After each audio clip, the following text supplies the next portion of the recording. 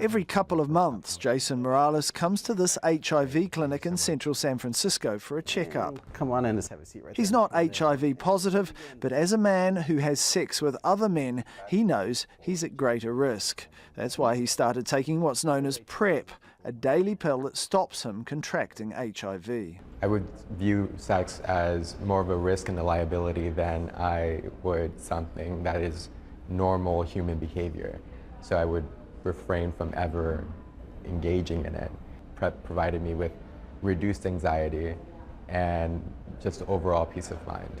The pill itself, called Truvada, has been used in combination with other drugs for 12 years to help those with HIV control the virus. But its use for prevention is relatively new, and it's proving popular and effective. Prior to PrEP coming out, the only messaging we ever had was condoms, and it was basically you had to use a condom or there was no other way to protect you against HIV in your sex life.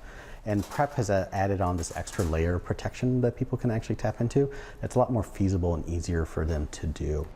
In the US, the drug costs about $1,200 a month, but insurance or support schemes mean many of those taking it pay almost nothing. It's here in the Castro at the heart of San Francisco's gay community and what was the epicenter of the AIDS epidemic that PrEP is having an enormous effect. Today, more than 50,000 Americans are taking a daily dose of these drugs, and for almost all of them, it's proving effective. In fact, in the last 4 years, just one person's known to have contracted HIV while on PrEP. The new preventative treatment has been welcomed by scientists, although their focus remains on developing a vaccine.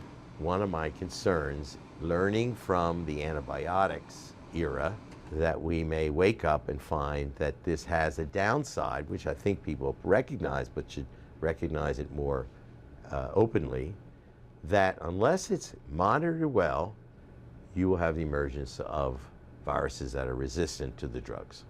Clinics in San Francisco do monitor those on the drugs to ensure they're taking them consistently, and they recommend the continued use of condoms.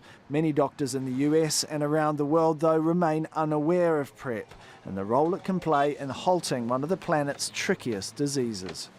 Tarek Bazley, Al Jazeera, San Francisco.